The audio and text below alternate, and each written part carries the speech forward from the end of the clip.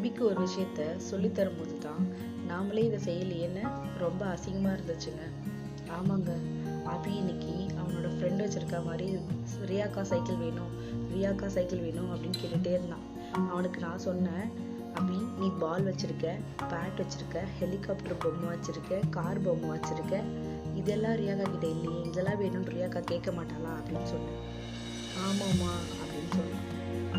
அதான் நான் சொன்னேன், உனக்கு 2 ஆப்ஷன் இருக்கு அபி. ஒன்று ரியாக்கா கிட்ட இருக்கிற மாதிரி சைக்கிள் இல்லையேன்னு உனக்கு கவலைப்படணும், இல்லையா ரியாக்கா கிட்ட இல்லாத பால், பேட், கார் எல்லாமே நம்மகிட்ட இருக்கேன்னு நினச்சி சந்தோஷப்படணும்.